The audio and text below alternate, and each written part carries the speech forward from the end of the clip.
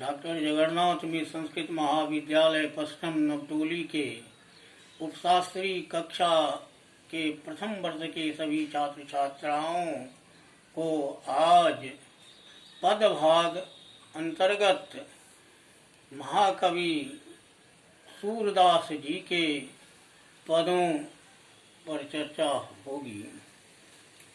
सबसे पहले सूरदास जी के जीवन वृत्त के संबंध में कुछ अहम जानकारियां लें। धर्म, साहित्य और संगीत के संदर्भ में महाकवि सूरदास का स्थान न केवल हिंदी भाषी क्षेत्र में बल्कि संपूर्ण भारत में मध्य युग की महान विभूतियों में अग्रगण्य है। सूरदास की लोकप्रियता और महत्ता का ही परिणाम है कि सूरदास नाम किसी भी अच्छे भक्त गायक के लिए रूढ़ सा हो गया है। मध्य युग में इस नाम के कई भक्त कवि और गायक भी हो गए हैं। मध्य युग में महाकवि इतने उदासीन हो गए थे कि उनके जीवन वृत्त की पुनः स्थापना बड़ी मुश्किल हो गई थी।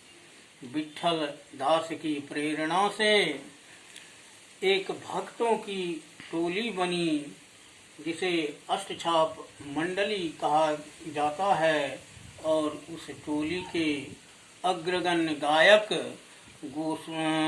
सूरदास जी को बने। सूरदास का जन्म संभवतया 1492 ईस्वी में दिल्ली के पास सीधी नामक गांव में हुआ था। उनके पदों से पता चलता है कि 84 वैष्णव की रचना उन्होंने एक घाट पर की थी, जिस घाट पर बल्लवाचार्य से उनकी मुलाकात हुई थी और बल्लवाचार्य की प्रेरणा के पश्चात वे और अधिक प्रखर हुए थे। दूर दूर तक उनकी जय जयकार हुई थी। भक्ति काल में काव्य भक्त कवियों की श्रेणी में महाकवि सबसे प्रमुख थे। गीत गोविंद के रचयिता जयदेव और मैथिल कोकिल विद्यापति का प्रभाव भी सूरदास जी पर पड़ा। एक जगह आचार्य रामचंद्र शुक्ल लिखते हैं कि जयदेव की देववाणी की स्निग्ध पीयूष धारा जो काल की कठोरता में दब गई थी, अवकाश पाते ही लोक भाषा की सरसता में परिणत होकर मिथिला की अमराइयों में विद्यापति के कोकिल कंठ से फूटी, जो आगे चलकर ब्रज के करील कुंजों में सकुचाए मुरझाए मनों को सींचने लगी। इतना ही नहीं, आचार्यों की छाप लगी 8 बीनाएं कृष्ण की कीर्तन करने तन उठे, जिसमें सबसे ऊंची सुरीली और मधुर झनकार अंधे कवि सूर के बीना की थी।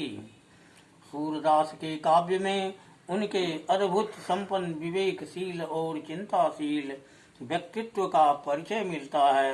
उनका हृदय गीत बालकों की भांति सरल है। वात्सल्य प्रेम के चितेरे महाकवि सूरदास जी कृष्ण के वात्सल्य वर्णन बहुत सटीक ढंगों से किए हैं। वात्सल्य वर्णन से ऐसा प्रतीत होता है जैसे भगवान कृष्ण उनके हृदय स्थली में विद्यमान है। नंद यशोदा के आंगन में कृष्ण बाल लीलाओं का वर्णन कुछ पदों में देखा जाए। कबहू नंद बुलाए लेत है, कबहू जननी बुलावतरी, दंपति होर करत आपस में श्याम खिलौना किन्नौरी।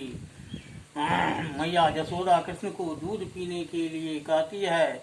उस पर कृष्ण क्या कहते हैं सूरदास जी के शब्दों में, मैया मोही मैं नहीं, मैया मोही कीती बार मोही दूध पियत वही, अबहू है यह छोटी मैया मोही कब बाढ़ेगी टूटी। मक्खन चुनाने पर यशोदा फटकार लगाती है, जिसका जवाब कृष्ण कैसे देते हैं। मया मोही मैं नहीं माखन खायो, भोर भये गैयन के पीछे मधुवन मोही पठायो। चार पहर बंसी वन वटियो, सांझ परे घर आयो। मया मोही मैं नहीं माखन खायो। बलराम कृष्ण को खिलाते हैं। कृष्ण यशोदा से बलराम का फरियाद सुनाते हैं।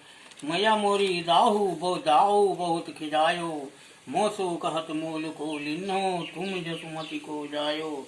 इस प्रकार स्पष्ट है कि महाकवि सूरदास भगवान भक्ति ही नहीं वात्सल्य के अनोखे चितेरे थे। बाल रूप के कुछ और पदों का वर्णन अब अगले क्लास में होगा।